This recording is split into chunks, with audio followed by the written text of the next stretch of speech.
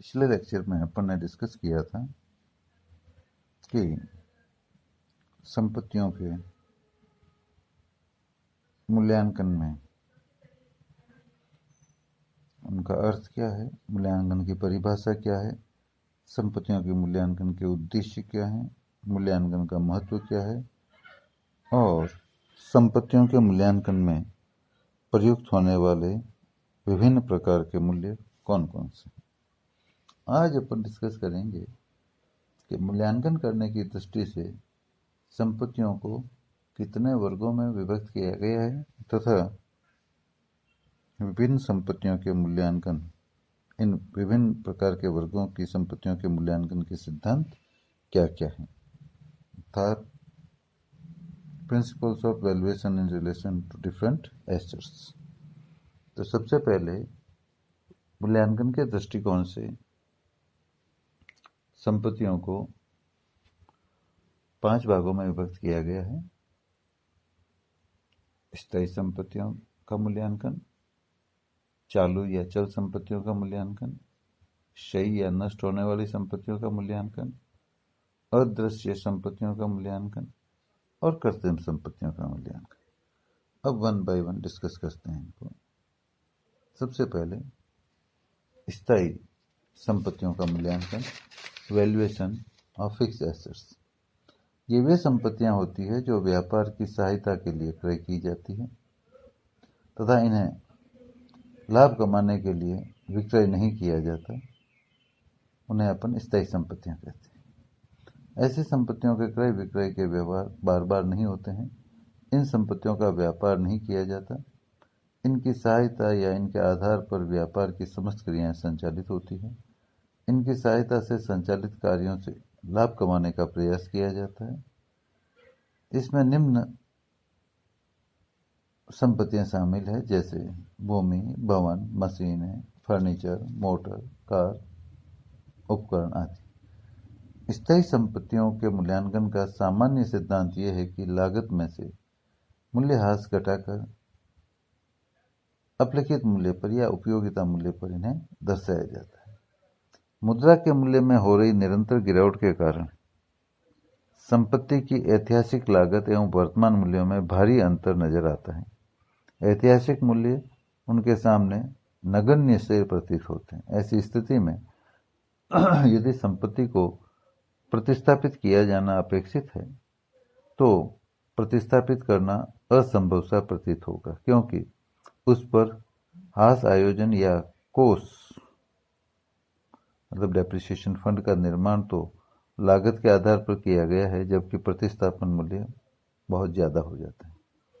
इसलिए chartered accountants मतलब संधि लेखाकारों का मत है कि ऐसी संपत्तियों जिन्हें प्रतिस्थापित किया जाना है उनका समय समय पर पुनर्मूल्यांकन करके वर्तमान मूल्य पर मूल्यांकित किया जाना चाहिए तथा जो भी अंतर आता है वो चाहे लाभ हो तो उसे पूंजी संचय में हस्तांतरित करना चाहिए तथा हास्कर प्रावधान भी वर्तमान मीन्स पुनर्मूल्यांकित मूल्य पर किया जाना चाहिए। अंकेक्षकों मूल्यांकन जांच में हास विधि या हास की दर में अनावश्यक परिवर्तन को गंभीरता से लेना चाहिए। मतलब अंकेक्षकों मूल्यांकन करते समय जो भी हास लगाने की विधि है या उसकी जो दर है उसको बहुत सावधानी से देखना चाहिए और कोई परिवर्तन हुआ तो उसे गंभीरता से लेना चाहिए। संपत्तियों के मूल्य ह्रास के संबंध में लेखा मानक 9 के दिशा निर्देशों की अनुपालना की जानी आवश्यक होती है। उसके बाद दूसरा है चालू या चल संपत्तियों का मूल्यांकन, वैल्यूएशन ऑफ फ्लोटिंग और करंट एसेट्स। व्यावसायिक क्रिया संचालित करने के लिए जिन वस्तुओं को पुनः बेचने के लिए खरीदा जाता है तथा ऐसी संपत्ति जिसे अल्प समय में पुनः रोकड़ में परिवर्तित किया जा सकता हो उन्हें अपन चालू संपत्ति की श्रेणी में रखते हैं, जैसे कच्चा माल है, निर्मित माल है, देनदार है, प्राप्य विपत्र है इत्यादि। चालू संपत्तियों का मूल्यांकन 2 पृथक पृथक मूल्यों पर किया जाता है। देनदार प्राप्य विपत्र, रोकड़ शेष आदि को पुस्तक मूल्य पर मूल्यांकित किया जाता है।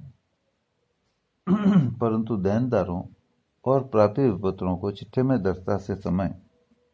में डिस्क्लोज करते समय इस मूल्य में से, जो भी बुक वैल्यू है उसमें से संभावित अप्राप्य ऋण की हानि के लिए आयोजन की राशि घटाकर शेष राशि ही दर्शाई जाती।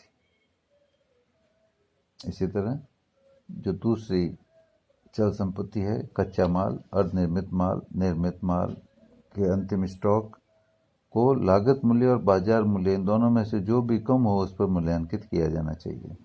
इस सिद्धांत की यह मान्यता है कि भविष्य में होने वाली हानि से सुरक्षित रहा जा सकता है। यदि बाजार मूल्य लागत मूल्य से कम है तो संभावित हानि को लेखांकन में समायोजित करके माल को बाजार मूल्य पर मूल्यांकित किया जाता है, और यदि बाजार मूल्य अधिक है तो लागत मूल्य पर ही मूल्यांकित किया जाएगा, और इस हेतु कोई समायोजन की आवश्यकता नहीं होगी क्योंकि माल लागत पर ही लेखांकित है। ऐसी दशा में माल को बाजार मूल्य पर मूल्यांकित नहीं करने के पीछे धारणा यह है कि वास्तव में यह मूल्य प्राप्त नहीं किया गया है, यह तो मात्र उस दिन का प्रचलित भाव था। चिट्ठा बनाने के पश्चात आने वाले दिनों में यदि भाव कम हो गए तो वास्तव में माल के विक्रय पर लाभ के स्थान पर हानि हो जाएगी, और पूर्व में बाजार मूल्य अधिक मूल्य पर दर्शाने से पुस्तकों में जो लाभ की स्थिति बनी उसमें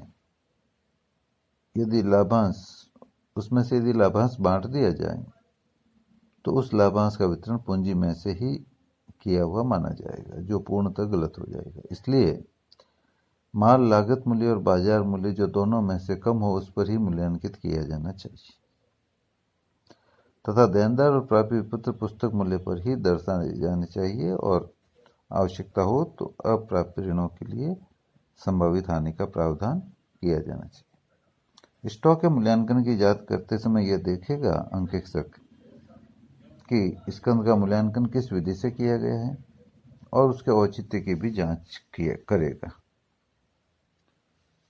सामान्यतः स्टॉक के मूल्यांकन के लिए प्रथम आगमन प्रथम निर्गमन विधि का ही प्रयोग किया जाता है।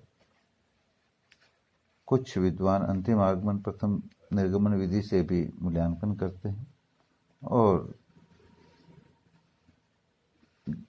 कुछ, जिसमें ज्यादातर कह सकता हूं, भारित औसत विधि को काम में लेते हैं। इसके बाद आती है सही या नष्ट होने वाली संपत्तियों का मूल्यांकन, वैल्यूएशन ऑफ वेस्टिंग एसेट्स। ऐसी संपत्तियां जिनका प्रयोग या दोहन, एक्सप्लोरेशन करने पर उनके मूल्य में कमी आती है, उन्हें अपन क्षयशील या नष्ट होने वाली संपत्तियां कहते हैं। सामान्यतया इनमें प्राकृतिक संसाधन आधारित संपत्तियां होती है, जैसे तेल के कुएं, कोयले की खानें, सोना चांदी की खानें इत्यादि। पत्थर की खानें भी ले सकते हैं। चूंकि इन संपत्तियों की उत्पादन क्षमता सीमित और निश्चित मात्रा में होती है, जिसका वैज्ञानिक आधारों पर अनुमान लगाया जाता है, अतः इन संपत्तियों में से माल निकालने पर क्रमशः मात्रा में कमी आती है, जिससे उनका मूल्य कम होता जाता है।